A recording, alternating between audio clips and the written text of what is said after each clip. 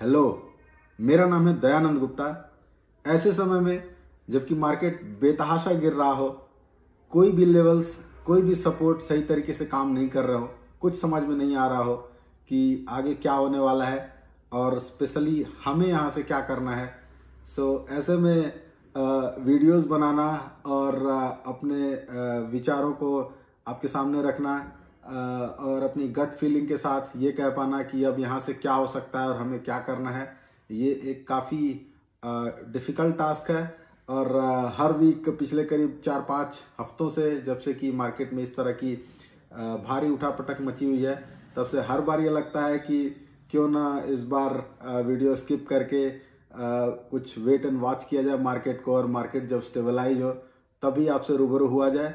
लेकिन फिर लगता है कि जैसे ये 4-5 हफ्तों से ये डिफ़िकल्ट टाइम चल रहा है, क्या पता ये ऐसे ही डिफ़िकल्ट टाइम और आगे चलता रहे तो कब तक हम वीडियो को स्किप कर पाएंगे।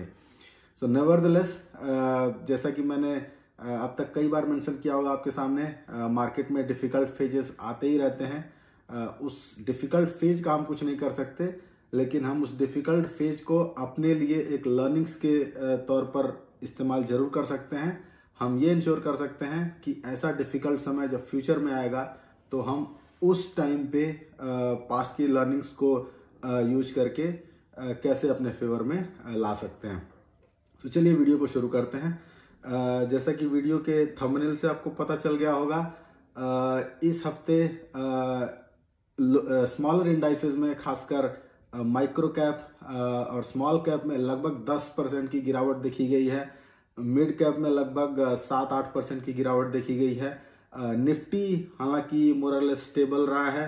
पिछले कुछ टाइम से निफ्टी में तो कोई गिरावट नहीं दिख रही थी, बट इस हफ्ते फिर भी मार्केट निफ्टी ने करीब 2.5% की गिरावट दिखाई है। निफ्टी में ज़्यादा डैमेज होता हुआ नहीं दिख रहा है, बट जहां तक छोटे इंडाइसेस की बात है वहां पे भारी गिरावट है। और इंडाइसेस से बढ़कर अगर हम इंडिविजुअल स्टॉक्स की बात करें तो स्टॉक्स में तो मतलब ये समझना मुश्किल है कि क्या हो रहा है, क्यों हो रहा है और ये कहाँ तक जाएगा। But at a high level बात ये भी है कि समय, जैसा भी समय हो, अच्छा समय हो, खराब समय हो, बीत जाता है। एक समय था जबकि यही छोटे इंडाइसेस, स्मॉल कैप और माइक्रो कैप दिन दूनी रात चौगुनी तरक्की कर रहे थे। निफ्टी में जहां पर डी ग्रोथ दिख रही थी, वहीं ये इंडाइसेस हर हफ्ते 2-3% का रिटर्न दे रहे थे।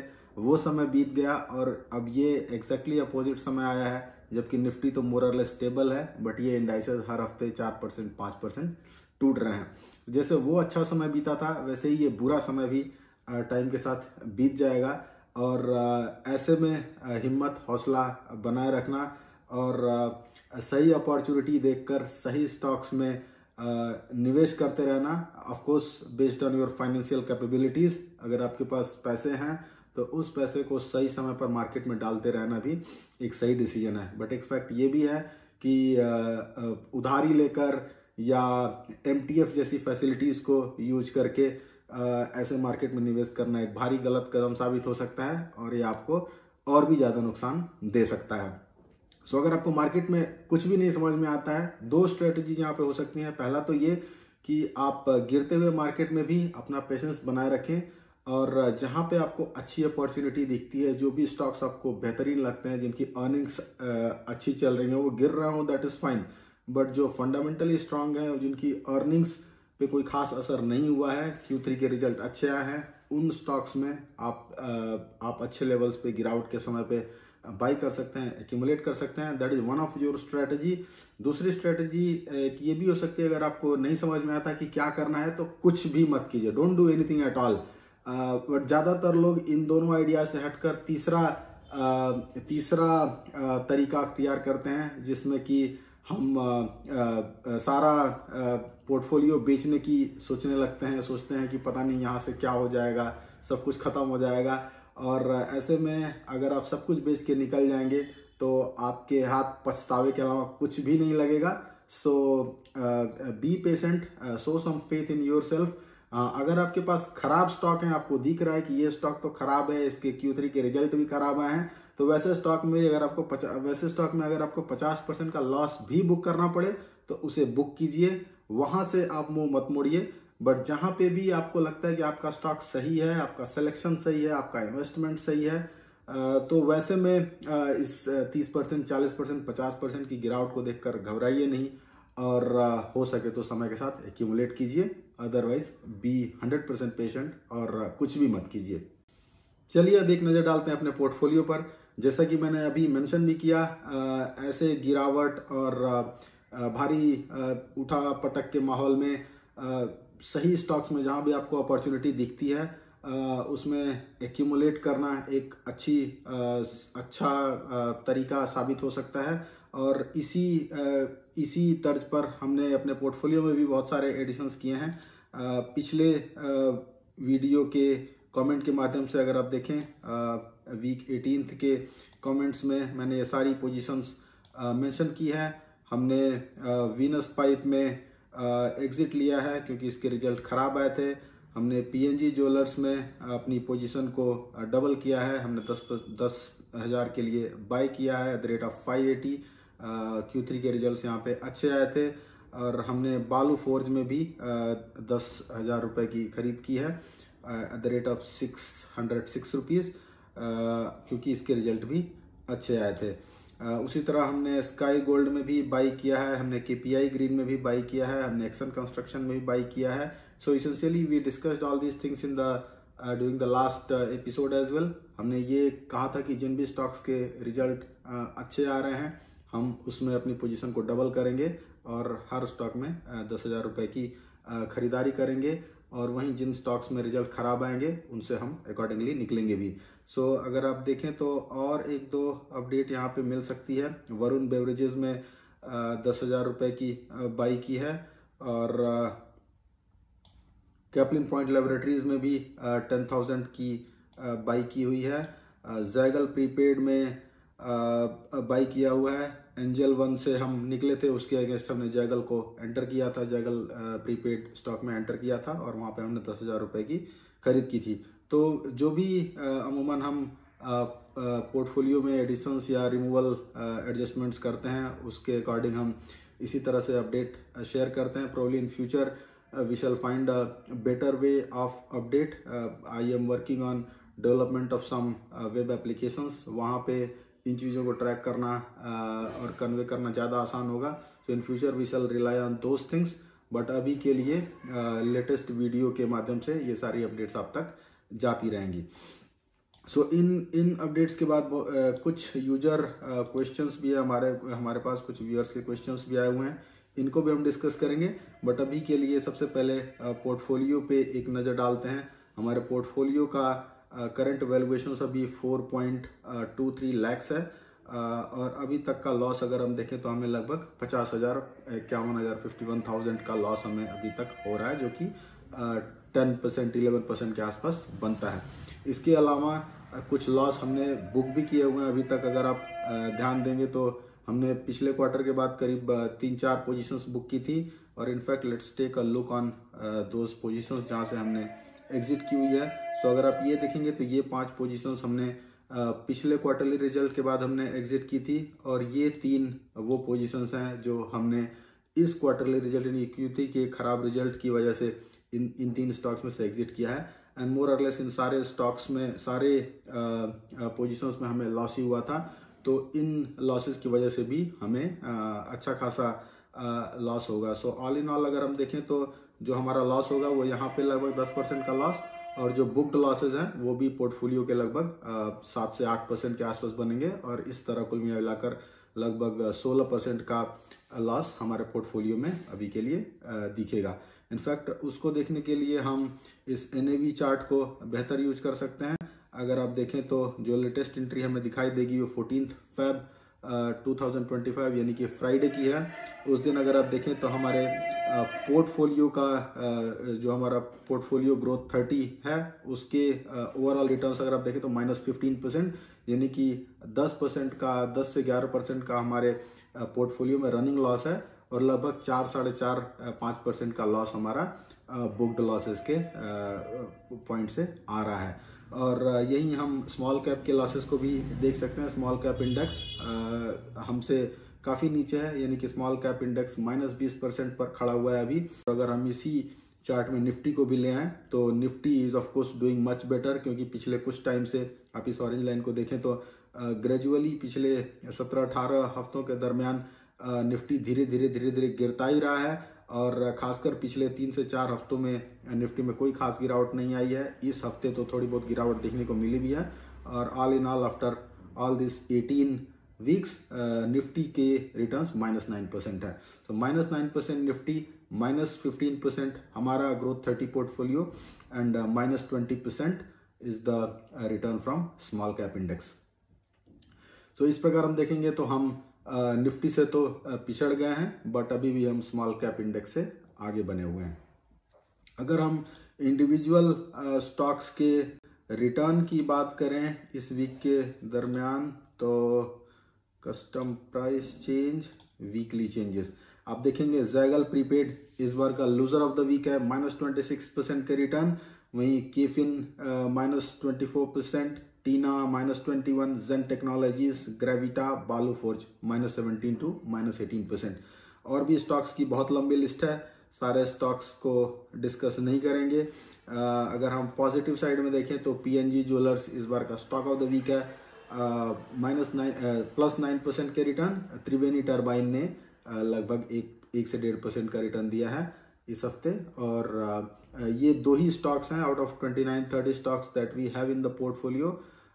उनमें से ये 2 ही स्टॉक हैं जिन्हें हमें पॉजिटिव रिटर्न दिया है। बाकी स्टॉक्स अगर कुछ देखें तो कुछ न्यूट्रल स्टॉक्स भी हैं, स्काई गोल्ड, आनंद राठी, श्रीराम, एक्सन, इन्होंने -2 से -5% के रिटर्न दिए हैं। बट बाकी आप देखें तो सारे स्टॉक्स कहीं ना कहीं निगेटिव साइड में अच्छा खासा रिटर्न दे रहे हैं, -10%, -15% एंड -20% एंड सो ऑन। सो अब चलते हैं रिजल्ट्स के पॉइंट पर। हम डिस्कस करेंगे कि अपने पोर्टफोलियो में से कितने स्टॉक्स के रिजल्ट आ चुके हैं, रिजल्ट्स कैसे रहे हैं, और ओवरऑल अगर हम एवरेज करके देखें तो हमारा पोर्टफोलियो का रेवेन्यू ग्रोथ क्या रहा है, हमारे पोर्टफोलियो की प्रॉफिट ग्रोथ क्या रही है, इन सब चीज़ों को डिस्कस करते हैं। सो अगर आप देखें तो अभी के लिए हमारे पोर्टफोलियो में 29 स्टॉक्स हैं। हमने कुछ सफल किए हैं, कुछ स्टॉक्स में से हमने एग्जिट किया है, जिसकी वजह से अभी हमारे पोर्टफोलियो में जनरली 30 रहते हैं, बट इस टाइम पे 29 स्टॉक्स ही हैं, और इन सारे 29 स्टॉक्स के रिजल्ट आ गए हैं। 3 स्टॉक्स के रिजल्ट उसमें से निगेटिव प्रॉफिट ग्रोथ के साथ हैं, but otherwise remaining 26 stocks have shown positive profit growth. और अगर हम एवरेज की बात करें तो इन सारे स्टॉक्स का रेवेन्यू ग्रोथ का एवरेज 23% है, और इन सारे स्टॉक्स का प्रॉफिट ग्रोथ का एवरेज लगभग 19% के आसपास है। अब इन चीज़ों को डिस्कस करने का एजेंडा क्या है? इन चीज़ों को डिस्कस करने का मेन एजेंडा जो है वो ये कि हमारा पोर्टफोलियो ही इसी प्रिंसिपल पर बना हुआ है। हमारे पोर्टफोलियो का मेन प्रिंसिपल है ऐसे स्टॉक्स को आइडेंटिफाई करें जो कि फंडामेंटली स्ट्रांग हों और जिनके क्वार्टरली रिजल्ट्स अच्छे आए हों। सो ये वो अब हम ये इंश्योर कर रहे हैं इस डिस्कशन के माध्यम से कि जिन भी स्टॉक्स में हमारी पोजीशन है उन सारे स्टॉक्स के क्वार्टरली रिजल्ट्स, Q3 रिजल्ट्स अच्छे आए हैं, और इसी वजह से हम स्टॉक्स में बने हुए हैं। बाकी आपने देखा कि कुछ 3-4 स्टॉक्स में से हमने एग्जिट भी लिया है। 1-2 स्टॉक्स अभी भी हमारे पोर्टफोलियो में हैं जिनसे हमें एग्जिट लेना है, उसे भी हम डिस्कस करेंगे ऑफ कोर्स। बट अभी के लिए हम देखें तो जहाँ पे ये एवरेज हमारा रेवेन्यू का एवरेज 23 और प्रॉफिट का एवरेज लगभग 19% आ रहा है। हमने पास्ट में भी डिस्कस किया हुआ है कि वैसे स्टॉक्स में इन्वेस्ट करना ही बेहतरीन डिसीजन होता है जहाँ पे कि जो स्टॉक का प्राइस बढ़ रहा है वो रेवेन्यू के ग्रोथ से और प्रॉफिट की ग्रोथ से ड्राइव हो। अगर रेवेन्यू आपका नहीं बढ़ रहा है और केवल प्रॉफिट बढ़ रहा है, वो भी एक अच्छा सिम्टम नहीं है। सो ऑल इन ऑल आपके स्टॉक के प्राइस के बढ़ने के पीछे सबसे पहले तो आपका प्रॉफिट का बढ़ना होना चाहिए, और वो प्रॉफिट रेवेन्यू के बढ़ने से आना चाहिए, वो प्रॉफिट सेल्स के बढ़ने से आना चाहिए। ये नहीं कि वो प्रॉफिट अदर इनकम से आ गया या कंपनी को कहीं पे वन टाइम ऑफ हो गया। इस तरह की सिचुएशंस में स्टॉक्स में सडन मूवमेंट हो जाते हैं। एक क्वार्टर में कंपनी ने कुछ अदर इनकम करके या कुछ टैक्स सेव करके या कुछ टैक्स रिफंड लेके या व्हाट एवर दे डू के माध्यम से अगर कंपनी ने अच्छा रिजल्ट पोस्ट किया, स्टॉक के प्राइसेस बढ़ सकते हैं। बट अगले क्वार्टर में ऑफ कोर्स कंपनी उस तरह के अदर इनकम्स जनरेट नहीं कर पाएगी। तो ये एक सस्टेनेबल मॉडल नहीं है, और ऐसे में जो भी प्राइस गेन होगा स्टॉक में वो प्राइस भी लूज हो जाएगा ऑफकोर्स, तो ऐसे में आपको लॉस ही होगा। तो ऐसे में हमें उन स्टॉक्स पे ही फोकस करना है जिनमें प्रॉफिट तो आ रहा हो, बट वो प्रॉफिट सेल्स की वजह से आ रहा हो, सेल्स बढ़ी, प्रॉफिट बढ़ा, और उस प्रॉफिट की वजह से स्टॉक का प्राइस बढ़ा। तो हम पास्ट में ये भी डिस्कस कर चुके हैं कि ये सेल्स के बढ़ने का जो नंबर है और प्रॉफिट के बढ़ने का जो नंबर है, इन दोनों नंबर्स को अगर हम एवरेज करें तो जो हमें स्टॉक के प्राइस में मूवमेंट दिखेगी वो इन नंबर से कहीं ना कहीं ज्यादा ही दिखेगी। ऑल इन ऑल अगर हम इसे सिंप्लीफाइड लैंग्वेज में समझने की कोशिश करें, सो इस 23 और 19 का एवरेज निकालें जो कि 21 के पास आता है, तो हम सीधा ये कंक्लूड कर सकते हैं कि इस पोर्टफोलियो में अगर हम इन्वेस्टेड रहते हैं अगले 1 साल तक, तो मोर और लेस हमें 21 से लेकर 30%, 32% तक के रिटर्न्स देखने को मिलेंगे। Our agenda is of course not obtaining absolute number in terms of returns, but हमारा एजेंडा सारे इंडाइसेस को आउट परफॉर्म करना है, whether it is Nifty, whether it is small cap और मिड कैप। हमारा एजेंडा इस तरह से है कि जो भी इंडेक्स सबसे बेहतर रिटर्न देगा हम उससे भी अच्छा रिटर्न देके दिखाएंगे, बट नेवरदलेस कम से कम यहाँ से हमें एक आइडिया मिल जाएगा कि हम किस तरह के रिटर्न्स की तरफ बढ़ रहे हैं। और आप देखेंगे कि मार्केट में जो निफ्टी के एक्सपेक्टेड रिटर्न रहते हैं ओवर द लॉन्गर ड्यूरेशन, लगभग 14-15% तक के रिटर्न हम निफ्टी से एक्सपेक्ट करते हैं। मिड कैप और स्मॉल कैप में ये रिटर्न थोड़े हायर हो सकते हैं, 17-18%, 16%, 17%, 18% तक के रिटर्न हम स्मॉल कैप और मिड कैप में एक्सपेक्ट कर सकते हैं। और इस पोर्टफोलियो से हम मेरी जहाँ तक मेरी समझ है, इस पोर्टफोलियो की एक्सपेक्टेड ग्रोथ 25% टू 30%, 35% रहने वाली है, और वही हमें यहाँ पे मोर और लेस दिख भी रहा है इन नंबर्स के माध्यम से।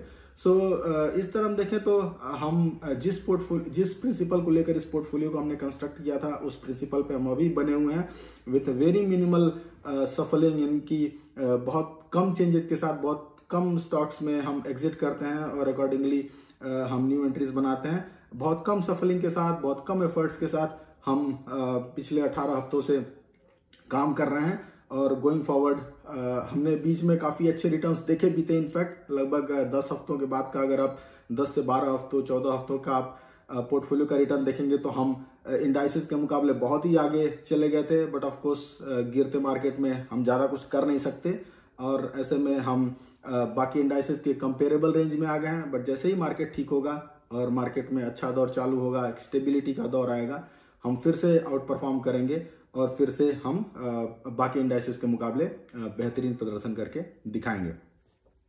सो अब रिजल्ट्स के फ्रंट पे एक और चीज़ डिस्कस करते हैं, वो ये कि हमने इन स्टॉक्स को, हमने इन रिजल्ट्स को पास्ट में डिस्कस किया है। जिन भी स्टॉक्स के Q3 रिजल्ट अच्छे आए थे उनमें हमने पोजीशन को बढ़ाया है। इसी तर्ज पर ज़ेन टेक्नोलॉजीज के रिजल्ट इस बार आए हैं, और रिजल्ट अच्छे हैं, मोर और लेस उतने अच्छे नहीं थे जितने कन्वेंशनली आते रहे हैं, बट खराब मूड माहौल को देखते हुए इन रिजल्ट्स को भी अच्छा ही कहा जाएगा, और यहाँ भी हम अपनी पोजीशन को 10,000 से बढ़ाकर 20,000 करेंगे। अगला रिजल्ट जो हमें देखने को मिला था वो है टीना रबर का। टीना रबर के रिजल्ट बहुत अच्छे नहीं थे, बहुत ख़राब भी नहीं थे, एवरेज काइंड ऑफ रिजल्ट्स थे। इस स्टॉक में हम कोई भी चेंज नहीं करेंगे, एज इट इज़ बने रहेंगे। अगला रिजल्ट जो हमें देखने को मिला था ऊनो मिंडा, रिजल्ट्स एवरेज हैं, यहाँ भी हम कोई चेंज नहीं करेंगे। अगला स्टॉक जिसे डिस्कस करेंगे अपार इंडस्ट्रीज, इसके रिजल्ट्स लगभग 3-4 हफ्ते पहले आए थे, बट उस टाइम हमने ये व्यू लिया था कि स्टॉक काफ़ी गिरा हुआ है और जैसे ही एक पुल बैक आता है हम स्टॉक से एग्जिट करेंगे, बट अब वो पुल बैक पता नहीं कब आएगा। ऐसे मूड माहौल में जबकि अच्छे से अच्छा स्टॉक, बेहतरीन स्टॉक बुरी तरह से पिटाई झेल रहा है, ऐसे में इन स्टॉक्स में पुल बैक की एक्सपेक्टेशन शायद गलत होगी, और इसी वजह से इस स्टॉक से हम मंडे को मोस्ट प्रोबेबली निकल जाएंगे, चाहे जो भी प्राइस मिले, और इसके बजाय हम किसी और बेहतरीन स्टॉक में एंट्री करेंगे। उसके अलावा जो अगला स्टॉक हम डिस्कस करेंगे RateGain travel technologies, again result last week आए थे, एवरेज रिजल्ट्स थे, हम यहाँ कुछ भी नहीं करने वाले हैं। बालू फोर्ज के रिजल्ट लास्ट वीक आए थे, रिजल्ट अच्छे थे, और हमने देखे, और यहाँ पे हम देखें तो हमने पोजीशन को ऑलरेडी यहाँ पे डबल कर लिया है। PNG jewellers, again result last week आए थे, और यहाँ पे भी हमने पोजीशन को ऑलरेडी डबल कर लिया है। अब दो स्टॉक जिन्हें हम डिस्कस करेंगे वो है, एक स्टॉक है शांति गियर्स। शांति गियर्स एक कैपिटल गुड्स की कंपनी है और ये गियर और गियर बॉक्सेस जो भी इंडस्ट्रियल्स में बेसिकली जो भी चीज़ें घूमती हैं चूड़ियों और ये सब के माध्यम से उस तरह की चीज़ों पे ये काम करती है। ऑफकोर्स इंडस्ट्रियल प्रोडक्ट्स बनाने में काम करती है कंपनी। और इस कंपनी में हम इस कंपनी को हम नई एंट्री की तरह लेंगे अपने पोर्टफोलियो में। और यहाँ पे अभी हमारी कोई पोजीशन नहीं है, बट इस पोजीशन को हम मंडे को मोस्ट प्रोबेबली बनाएंगे।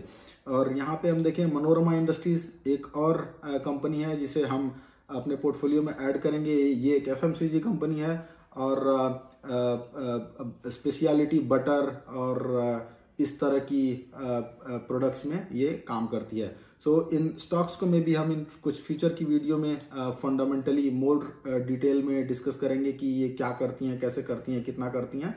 बट अभी के लिए I have done the detailed analysis of these stocks, but probably there are too much content in this video to discuss, और वीडियो बहुत लंबा हो सकता है, इसलिए हम इन स्टॉक्स के बहुत डिटेल में नहीं जाएंगे। साथ ही ये जैगल प्रीपेड हमने पिछले वीक में यहाँ पे एंटर किया था। स्टॉक्स के रिजल्ट अच्छे थे, इसके बावजूद भी हमारी पोजीशन अभी तक केवल 10,000 की है। तो इस स्टॉक में भी हम अपनी पोजीशन को बढ़ाकर 20,000 करेंगे और इसेंशियली इन शांति गियर और मनोरमा इंडस्ट्रीज में भी 20,000 की हम पोजीशन बनाएंगे। तो इस प्रकार पोर्टफोलियो का ओवरव्यू, पोर्टफोलियो का रिटर्न एनालिसिस, किस स्टॉक ने कैसा किया, क्या कुछ किया, और comparable study of the portfolio और साथ में result analysis of the portfolio, ये सारा कुछ कंप्लीट हुआ। अब बढ़ते हैं अगले स्टेप की तरफ। अब समय है कुछ व्यूअर्स क्वेश्चंस को डिस्कस करने का। सबसे पहले लेते हैं क्वेश्चन ये रोशन जी का। ये कहते हैं कि do you have any other portfolio as it has 4 lakhs only but in past you have shown some portfolio of 1 crore too। So यहाँ पे ये क्वेश्चन बहुत सारे लोगों के काम का हो सकता है। बहुत सारे लोग ऑलरेडी ये क्वेश्चन अपने दिमाग में शायद रखे भी हों। जो भी मेरे साथ शुरू के वीडियो से जुड़े हुए हैं उनके लिए ये क्वेश्चन जरूरी क्वेश्चन हो सकता है। सो यहाँ पे एक फैक्ट ये है कि जिस भी पोर्टफोलियो को, ये हमारा ग्रोथ 30 का पोर्टफोलियो जिसे हम हर एपिसोड में डिस्कस करते हैं, ये पोर्टफोलियो मेरा रियल पोर्टफोलियो नहीं है, ये एक मॉडल पोर्टफोलियो है। मॉडल पोर्टफोलियो का मतलब यह है कि ये पोर्टफोलियो एज इट इज़ मेरी पर्सनल होल्डिंग्स में नहीं है। ऑफ कोर्स इसके वेरिएशंस हैं मेरे पास। जिन भी स्टॉक्स को हम यहाँ डिस्कस करते हैं उन स्टॉक्स को मैं अपने पर्सनल पोर्टफोलियो में भी रखता हूँ और उसे मैं अभी स्क्रीन शेयर के माध्यम से एक झलक उसकी दिखलाऊंगा भी। बट इस पोर्टफोलियो के बनाने का मेन पर्पस क्या है उसे समझना बहुत ज़रूरी है। शुरुआत के वीडियोज़ में मैंने इसे डिटेल में समझाया भी था, बट अभी के लिए इसे दोबारा मेंशन करते हैं। इस पोर्टफोलियो का मकसद ये है कि कैसे हम एक छोटे बेस के साथ, छोटे अमाउंट के साथ शेयर मार्केट में अपनी जर्नी को स्टार्ट कर सकते हैं और कैसे मिनिमल चेंजेस के साथ। जनरली शेयर मार्केट में लोग ये कहते हैं कि आपको बहुत ट्रैकिंग करना पड़ता है, बहुत सारे सफल करने पड़ते हैं, ये वो सब करना पड़ता है। तो इस पोर्टफोलियो में हम बहुत ही मिनिमल चेंजेस करते हैं। Over the duration of last 18 months आपने ये नोटिस किया होगा, लास्ट 18 वीक्स आपने नोटिस किया होगा कि हमने केवल 6 या 7 स्टॉक्स में से अभी तक एग्जिट लिया है और उतने ही स्टॉक्स को हमने एंट्री दी है। तो मोर और लेस हमने 10 से 12 ट्रांजेक्शन्स किए हैं with respect to entry and exit, और करीब 10 से 15 ट्रांजेक्शन हमने किए होंगे अपनी पोजीशन को बढ़ाने के लिए। सो इन 18 हफ्तों में हमने लगभग 25 ट्रांजेक्शन्स मैक्स टू मैक्स किए हैं। सो पर वीक बेसिस पे आपको मैक्सिमम 1 से 2 ट्रांजेक्शन का नंबर ये आएगा अगर आप इसे मैथमेटिकली कैलकुलेट करके देखें। तो हम कैसे छोटे बेस के साथ, यानी कि 3 लाख रुपए के बेस के साथ हमने एक पोर्टफोलियो को स्टार्ट किया और कैसे पर वीक बेसिस पर हम 1 से 2 ट्रांजेक्शन कर रहे हैं, और उसके बावजूद भी आप देखेंगे कि समय के साथ हम अच्छी वेल्थ क्रिएट करके दिखाएंगे। ऑफ कोर्स अगर आप पीछे की वीडियोस में जाएं, लगभग 12 वीक 14 वीक तक का रिव्यू देखेंगे तो आप देखेंगे कि हमने इंडाइसेस के मुकाबले काफ़ी अच्छा रिटर्न जनरेट किया था। हमने निफ्टी और स्मॉल कैप के मुकाबले 12% 15% तक का आउट परफॉर्म दिखाया था। बट फिर मार्केट में ये खराब दौर आया जिसकी वजह से हम उन बेंचमार्क इंडाइसेस के समकक्षी आकर खड़े हो गए हैं। बट जैसे ही मार्केट स्टेबलाइज होगा, मार्केट में अच्छा दौर आएगा, और हम फिर से आउट परफॉर्म करना स्टार्ट करेंगे और फिर से हम वही 12%, 15%, 20%, 25%, 50% तक का आउट ग्रोथ दिखाएंगे।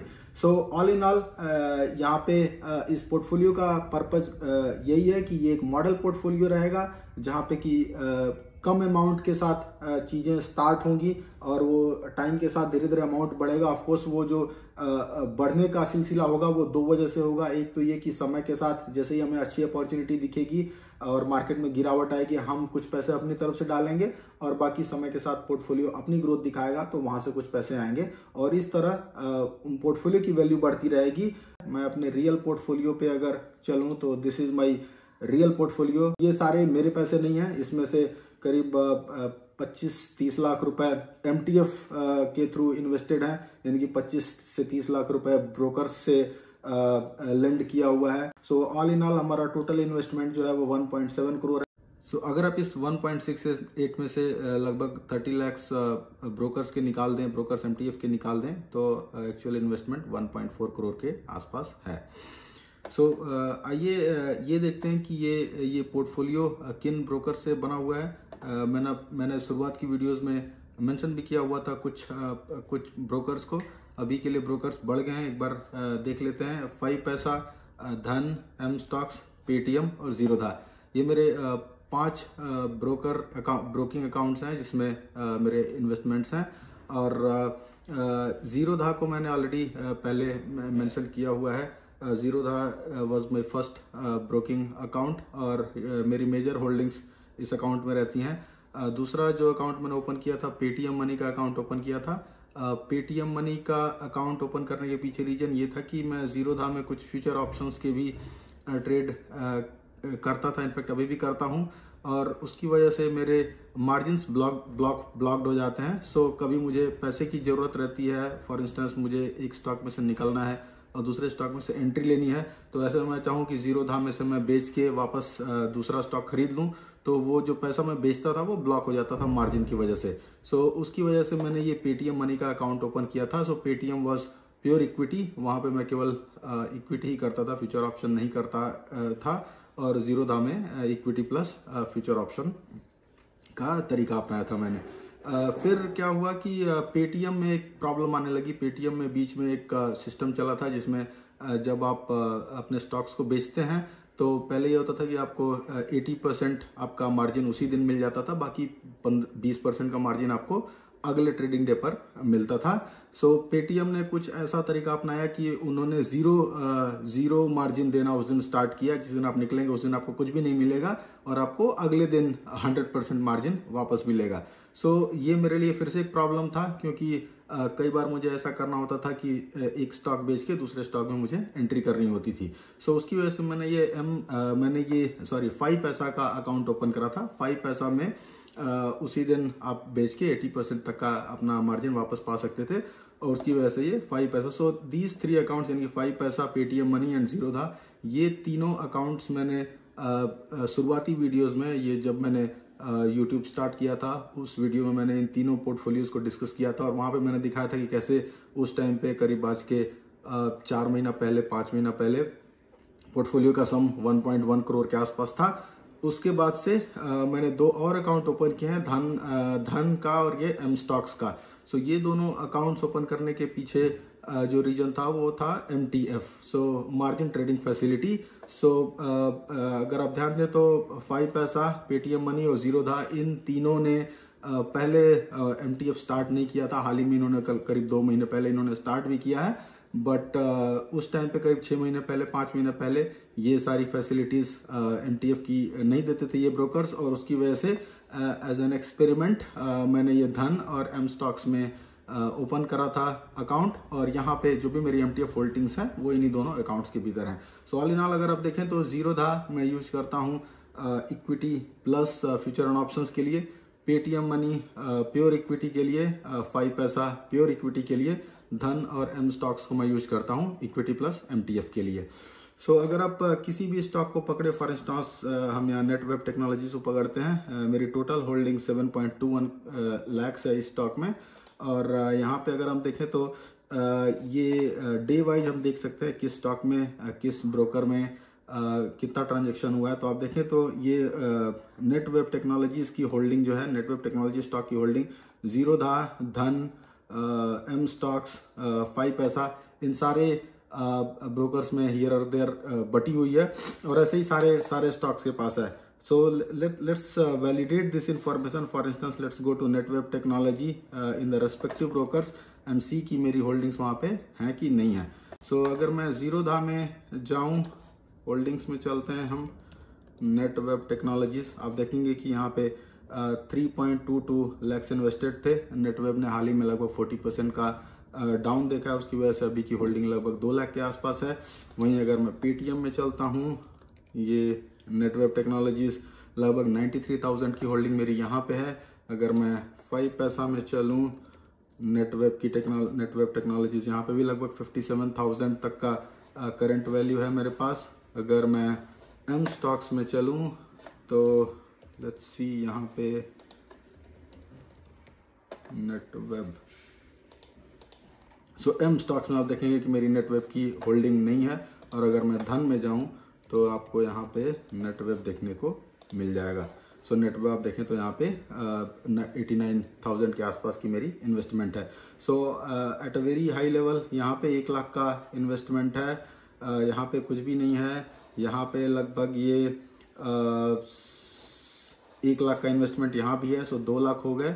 और यहाँ पे अगर आप देखें तो लगभग 1.5 लाख की इन्वेस्टमेंट यहाँ पे है, सो 3.5 लाख के आसपास हो गई। और यहाँ पे अगर आप देखें तो फिर से ये 3-3.25 लाख की इन्वेस्टमेंट है। सो ओवरऑल लगभग 7 लाख के आसपास की ये इन्वेस्टमेंट आप नेटवेब में देख सकते हैं। और अगर आप ये यहाँ पर भी आकर देखें तो नेटवेब में आपको यही 7 लाख की इन्वेस्टमेंट दिखाई देगी। सो ये दोनों चीज़ें अलग अलग हैं। ये मेरा पर्सनल पोर्टफोलियो है जो कि अलग अलग ब्रोकर से बना हुआ है। इसमें मैं बहुत सारे ट्रेड्स करता हूँ और पैसे सफल करता रहता हूँ। इस अकाउंट से पैसे निकाल कर वहाँ उस अकाउंट में डाले, या MTF में बाय करा, या फ्यूचर ऑप्शंस भी काफ़ी कुछ करता रहता हूँ। सो इन सब की वजह से इस पोर्टफोलियो को आपके सामने प्रेजेंट करना रेगुलर बेसिस पे, और वहाँ से कुछ कंक्लूजन निकालना कि हम कैसे मार्केट में पैसा बना सकते हैं, ये एक डिफ़िकल्ट टास्क हो सकता है। मसलन जैसा कि मैंने बताया कि हम ग्रोथ 30 के वो मॉडल पोर्टफोलियो में वीकली बेसिस पर लगभग 1 से 2 ट्रेड करते हैं, बट यहाँ पे डेली बेसिस पे मेरे 5 से 6 ट्रेड निकल जाते हैं। और उस तरह से एक वीक में लगभग 50-60 ट्रेड, मैं एक वीक में लगभग 25-30 ट्रेड में करता हूँ। और उन ट्रेड्स को आपके साथ डिस्कस करना और इन पोजीशंस को आपके साथ डिस्कस करना would not be easy task. और साथ में मैं लर्निंग के लिए और experiment, for sake of experimentation, for instance मैंने बताया कि मैं फ्यूचर ऑप्शंस में कुछ करता हूँ। मैं MTF में स्टार्ट किया था मैंने, उसके लिए मैंने नया ब्रोकिंग अकाउंट ओपन किया। सो ये सब चीज़ें मैं करता रहता हूँ for sake of learning and growth perspective. तो उस वजह से इन दोनों चीज़ों को हम सेपरेट रखेंगे। हम रेगुलर बेसिस पे इस मॉडल पोर्टफोलियो को, ग्रोथ 30 के मॉडल पोर्टफोलियो को ही डिस्कस करेंगे, बट थोड़े गैप के बाद, लगभग हर 3 महीने 4 महीने के बाद एक बार हम पर्सनल पोर्टफोलियो को भी डिस्कस करते रहेंगे। सो ये रहा डिस्टिंक्शन दोनों एस्पेक्ट्स के बीच में। मेरी पर्सनल होल्डिंग्स अलग हैं और ये मॉडल पोर्टफोलियो अलग है। ये बात अलग है कि let's take look at one more thing, कि अगर आप देखेंगे कि जो भी स्टॉक्स मेरे ग्रोथ 30 के पोर्टफोलियो में है, वही सारे स्टॉक्स इस एक्चुअल पोर्टफोलियो में भी मेरी होल्डिंग है। फॉर इंस्टेंस अभी के लिए मैं देखूं तो ये मेरी पर्सनल होल्डिंग वाला पोर्टफोलियो है। और यहाँ पे अगर आप देखें तो नेटवेब टेक्नोलॉजीज, ये हमारे ग्रोथ 30 में एग्जिस्ट करता है। KPI Green, Balu Forge, Zaggle Prepaid, KFin Technologies, Computer Age, CAMS, Zen Technologies, Sky Gold, CDSL, PG Electroplast, ये सारे स्टॉक्स मेरे ग्रोथ 30 यानी कि मॉडल पोर्टफोलियो में है। एक और रिसाइकलिंग वहाँ पे नहीं है। उसका एक स्ट्रेट फॉरवर्ड रीजन है कि एक और रिसाइकलिंग का, अगर आप मार्केट कैप देखें तो ये छोटी कंपनी है, लगभग 2000 करोड़ के आसपास मार्केट कैप इसका होना चाहिए। और वैसे स्टॉक्स तो जनरली हम अपने मॉडल 30 के पोर्टफोलियो में नहीं लेते हैं। लगभग 10,000 करोड़ के रेंज के मार्केट कैप वाले स्टॉक्स ही हम कंसीडर करते हैं। PNG गार्डगिल, होम फर्स्ट, टीना रबर, वरुण बेवरेजेस, त्रिवेणी टर्बाइन, ये सारे स्टॉक्स वहाँ पे हैं। DRC सिस्टम्स अगेन एक छोटी कंपनी है, इसकी वजह से ये मॉडल पोर्टफोलियो में नहीं है। KPIT के Caplin point, skipper model portfolio में नहीं है, बट ये अगर आप देखें यहाँ पे तो स्कीपर हमारे यहाँ पे प्रॉस्पेक्टिव लिस्ट में है कि अगर फ्यूचर में हम कोई और स्टॉक निकालेंगे और स्कीपर उस टाइम पे बेस्ट रिप्लेसमेंट हुआ तो हम उसे करेंगे। सो इस प्रकार आप देखेंगे कि इस पोर्टफोलियो में मेजर जो होल्डिंग है वो 19 स्टॉक्स की बनी हुई है, नहीं 30 स्टॉक्स की बनी हुई है जो हम यहाँ पे यूज करते हैं। But of course there are other stocks as well. Some new names are there because they are like relatively smaller company और उन्हें यहाँ हम लाना अफोर्ड नहीं कर सकते हैं। और बहुत सारे एक्सपेरिमेंटल वर्क में करता रहता हूँ और उनको भी हम यहाँ लाना अफोर्ड नहीं कर सकते हैं। सो ये था डिस्कशन इस क्वेश्चन के अराउंड कि क्या मेरा दूसरा भी पोर्टफोलियो है। सो उसको हमने डिटेल में डिस्कस किया। दूसरा क्वेश्चन पे आते हैं। रोशन जी का एक और क्वेश्चन है, can you make a detailed video on why you choose these stocks and sectors and how. So इसको भी मैंने शुरू के वीडियोस में बहुत डिटेल में डिस्कस किया हुआ है कि ये स्टॉक्स हमने क्यों सेलेक्ट किए हैं, ये पोर्टफोलियो हमने कैसे कंस्ट्रक्ट किया है। सो इस पोर्टफोलियो का जो डिसीजन क्राइटेरिया है वो ये है कि हम ऐसे स्टॉक्स में जाएंगे जिनमें की ग्रोथ चल रही हो, जिनका प्राइस अपने आप से नहीं बढ़ रहा हो। प्राइस इसलिए बढ़ रहा हो कि उन स्टॉक्स के प्रॉफिट्स बढ़ रहे हों, और प्रॉफिट्स इसलिए बढ़ रहा हो क्योंकि उनके सेल्स और रेवेन्यूज बढ़ रहे हों। सो ऑल इन ऑल हम ऐसे स्टॉक्स का एक बुके बनाएंगे जिनमें ये ग्रोथ जो है क्वार्टर दर क्वार्टर चलती रहती है और अच्छी ग्रोथ रहती है। अगर आप यहाँ पे नज़र डालें तो हम हर क्वार्टर में इस रिजल्ट को कैप्चर करते हैं, और जिन स्टॉक्स में रिजल्ट अच्छे रहते हैं हम वहाँ पे एज इट इज़ बने रहते हैं या फिर अपनी पोजीशन को बढ़ाते हैं, और जिन स्टॉक्स में रिजल्ट खराब रहते हैं हम उन्हें अपने पोर्टफोलियो से एग्जिट भी करते हैं, जो कि हम यहाँ करते रहे हैं। सो इन स्टॉक्स के सिलेक्शन का सीधा क्राइटेरिया है कि हमें फंडामेंटली स्टॉक्स को कलेक्ट करना है और उन स्टॉक्स में बने रहना है जिनके लेटेस्ट क्वार्टरली रिजल्ट अच्छे आए हों। सो ये हमारा सिलेक्शन क्राइटेरिया हुआ। दूसरा क्वेश्चन जो ये है कि how do we select these stocks and sectors. So sectors पे मेरा कोई खास फोकस नहीं रहता है। सेक्टर्स पे मेरा फोकस सिर्फ इस बात के लिए रहता है कि किसी एक सेक्टर में हमारा एलोकेशन बहुत ज़्यादा नहीं होना चाहिए। फॉर इंस्टेंस कैपिटल गुड्स हुआ या आईटी हुआ या जो भी सेक्टर्स हुए, अगर किसी सेक्टर में आपका एलोकेशन 20-25% से ज़्यादा हो जाता है तो वो एक रिस्की सिचुएशन हो सकती है। दो you could be diversified among the companies. आपने 30 स्टॉक्स में से इक्वी वेटेड बनाया तो आपका एक स्टॉक का वेटेड लगभग 3 से 4% का हुआ। That's a different story. But हो सकता है कि आप आईटी के ही 10 स्टॉक चूज कर लें और वो 3 × 10 = 30। सो 30% एलोकेशन अगर आपका आईटी में हो जाता है तो ये एक अच्छी सिचुएशन नहीं होगी, क्योंकि कब आईटी में एक क्रैश आ जाए, कब आईटी स्टॉक्स आधे हो जाएं, और ऐसे में आपके पोर्टफोलियो पर बड़ा डेंट पड़ सकता है। तो सेक्टर को मैं एज अ सिलेक्शन क्राइटेरिया नहीं लेता हूँ। सेक्टर को मैं एज अ रिजेक्शन क्राइटेरिया की तरह यूज करता हूँ कि किसी भी एक सेक्टर में मेरा एलोकेशन 20% से ज़्यादा नहीं होना चाहिए अमूमन। सो उसके अलावा तीसरा क्वेश्चन जिसे हम लेंगे यह सौरभ जी का क्वेश्चन। ये पूछ रहे हैं सहस्त्र इलेक्ट्रॉनिक्स के बारे में। सो सहस्त्र इलेक्ट्रॉनिक्स को मैंने यहाँ ओपन कर रखा है। Let's see where is it. Here Sahasra electronics. So now first thing is it is a SME company. So SME of course जैसा कि हमने पिछली वीडियोस में डिस्कस किया हुआ है, इसमें बाई करने के लिए आपको 1 से 2 लाख रुपए के अमाउंट की जरूरत होती है। सो पहला तो वहीं पे बहुत सारे लोग इस स्टॉक को रिजेक्ट कर देंगे। उसके बाद स्टॉक बिल्कुल ही नया है। इस स्टॉक में अगर हम देखें तो हाफ ईयरली रिजल्ट अभी let's talk about the basics of the stock. ये stock was incorporated, company was incorporated in 2023। So अभी देखें तो इनकॉर्पोरेशन को ही 2 साल हुए हैं, और अगर हम इसकी स्टॉक मार्केट की जर्नी को देखें तो ये लगभग 6 महीने यहाँ पे हम चार्ट में देख सकते हैं। ये अक्टूबर से इसकी हिस्ट्री है, लगभग 4 से 5 महीने इस स्टॉक को हुए हैं। सो ऐसे स्टॉक में कुछ भी आइडेंटिफाई करना, कुछ भी सलाह देना आसान काम नहीं है। इसके लिए बेहतर है कि आप ऐसे स्टॉक्स में जाएं जिनकी एक कम से कम 2-3 साल की हिस्ट्री हो। सो उस 2-3 साल की हिस्ट्री के कई फ़ायदे हो सकते हैं। पहला तो ये कि आपको स्टडी करने में आसानी होगी, आपको डिसीजन बनाने में आसानी होगी। दूसरा ये कि उस कंपनी का एक चार्ट ऑफ कोर्स आपके पास होगा और उस कंपनी के कम से कम 2 साल के अगर रिजल्ट्स आपके पास हैं तो आपके पास 8 से 10 क्वार्टर के रिजल्ट होंगे और उन रिजल्ट्स को देखकर आप एक असेसमेंट कर सकते हैं कि कंपनी ओवर द टाइम कैसा करती है। अगर आप केवल 1 क्वार्टर के रिजल्ट, 2 क्वार्टर के रिजल्ट देखेंगे तो इट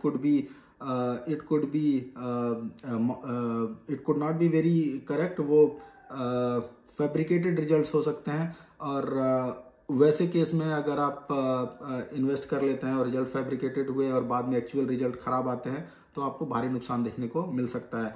और खासकर ऐसे मार्केट में जहाँ की हर दूसरा स्टॉक इर्रेस्पेक्टिव ऑफ वो टॉप क्वालिटी स्टॉक क्यों ना हो, सारे स्टॉक 30% 40% नीचे चल रहे हैं, तो वैसे स्टॉक्स में वैसे समय में आप उन स्टॉक्स में जाइए जो कि क्वालिटी होते हुए भी 40% नीचे चल रहे हैं, rather than this sort of stocks. हो सकता है कि ये स्टॉक अच्छे हों बट बहुत चांसेस है कि ये स्टॉक खराब भी हों और फ्यूचर, खासकर एसएमई स्टॉक्स का फ्यूचर यहाँ से बहुत अच्छा शायद नहीं रहेगा। मतलब अगर आप देखें तो निफ्टी मोरलेस ठीक कर रही है। निफ्टी से अगर आप नीचे आए तो मिड कैप में थोड़ा डैमेज है, कम डैमेज है, स्मॉल कैप में है तो और ज़्यादा डैमेज है, माइक्रो कैप में है तो और ज़्यादा डैमेज है, और अगर आप एसएमई में जाएंगे तो और भी ज़्यादा डैमेज है। इस बार मैं एसएमई को भी काफ़ी हद तक ट्रैक करता हूँ, एसएमई स्टॉक्स को, और मैं देख रहा हूँ कि एसएमई में से जिन कंपनीज के अच्छे रिजल्ट भी कन्वेंशनली आते रहे हैं उन सारी कंपनीज के रिजल्ट भी खराब आए हैं। इनफैक्ट जितने लगभग 10 स्टॉक में ट्रैक करता हूँ उसमें से 2 स्टॉक ही ऐसे मुझे मिले जो कि अच्छे रिजल्ट लेकर आए हैं, बाकी 8 के रिजल्ट खराब हो गए।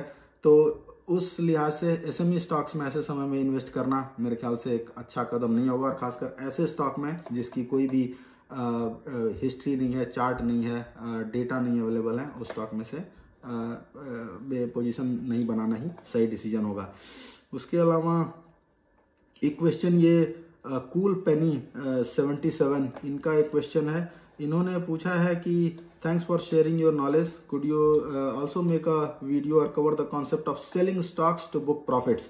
तो इनका कहना ये है कि स्टॉक्स को सेल कैसे करें। ये कह रहे हैं कि जब भी मार्केट डाउन होता है तो ये बाई कर लेते हैं बट सेल नहीं कर पाते। ये इनको लगता है कि मैं सेल करूंगा और ये स्टॉक यहाँ से मल्टी बैगर हो जाएगा तो मैं क्या करूंगा। सो ये क्वेश्चन तो अच्छा है बट इसका आंसर हम इस तरह समझ सकते हैं कि आप जिस भी क्राइटेरिया को अपने बाई के लिए यूज कर रहे हैं वही क्राइटेरिया पे आपको सेल भी करना है। फॉर एग्जांपल अगर आप एक स्टॉक को फंडामेंटल बेसिस पे बाय कर रहे हैं तो फंडामेंटल बेसिस पे ही आपको निकलना चाहिए। फॉर एग्जांपल आपने देखा कि किसी स्टॉक का पी सस्ता है और उसके रिजल्ट अच्छे आए हैं और उस वजह से आप स्टॉक में एंट्री कर रहे हो, तो जैसे उसका पी बढ़ जाएगा या रिजल्ट अच्छे आने के बाद स्टॉक का प्राइस बढ़ जाता है, वहाँ पे आपको निकलना होगा, या फिर इन फ्यूचर स्टॉक के रिजल्ट खराब आ जाते हैं सो वहाँ से आपको निकलना होगा। वैसे ही अगर आपने ये था फंडामेंटल्स के अराउंड एंट्री और एग्जिट का लॉजिक, सिमिलर लॉजिक हम टेक्निकल्स के अराउंड ले सकते हैं कि अगर आपने एक चार्ट पैटर्न को देख के एंट्री पॉइंट डिसाइड किया है तो आपको चार्ट पैटर्न को देख के ही एग्जिट पॉइंट भी डिसाइड करना होगा। और ये रहा टेक्निकल्स के अराउंड एंट्री एग्जिट का क्राइटेरिया। और आपका क्राइटेरिया जो कह रहा है कि आप एंट्री तब करते हैं जबकि मार्केट में निराशा होती है, मार्केट गिर रहा होता है, उस टाइम पे आप एंट्री करते हैं। सो आपके लिए जो बेस्ट स्ट्रैटेजी होगी वो ये कि मार्केट जब उठ रहा हो, जब मार्केट में बिल्कुल फियर ऑफ मिसिंग आउट चल रहा हो, उस टाइम पे आपको धीरे धीरे करके निकलना होता है। ऑफ कोर्स ऐसे डिसीजंस एब्रप्टली नहीं लेने होते हैं, मतलब एक साथ सारी एंट्री आपको नहीं बनानी होती और एक साथ सारे एग्जिट भी नहीं करने होते हैं।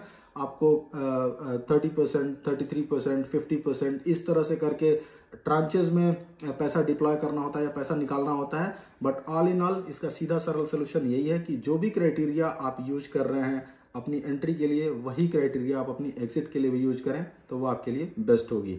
तो अभी के लिए मूड माहौल में अगर आप बाई कर रहे हैं खराब मूड माहौल में, जैसे ही 2 महीने बाद मूड माहौल अच्छा होता है और सबको लगता है कि अब मार्केट में कुछ नहीं हो सकता, अब मार्केट बढ़ता ही रहेगा, वैसे टाइम पे आप एक portion of your portfolio you can sell off and book the profits. So ये रहे कुछ क्वेश्चंस जिन्हें हमने वीडियो में डिस्कस किया। अगर आपके पास भी ऐसे क्वेश्चंस हैं जिन्हें आप डिस्कस करना चाहते हैं इस वीडियो में इन फ्यूचर के एपिसोड्स में, तो प्लीज़ शेयर करिए। वीडियो पसंद आती हो तो इसे लाइक करिए, चैनल को सब्सक्राइब करिए। मैं हर वीडियो में हर बार शायद कहना भूल भी जाता हूँ, बट इट्स वेरी इंपॉर्टेंट कि आपके लाइक और शेयर्स के सब्सक्रिप्शन के हिसाब से ही यूट्यूब वीडियोस को प्रमोट करता है और ज़्यादा से ज़्यादा व्यूअर्स के पास ये वीडियोस जाती हैं। सो इन्हीं वर्ड्स के साथ वीडियो को क्लोज करेंगे।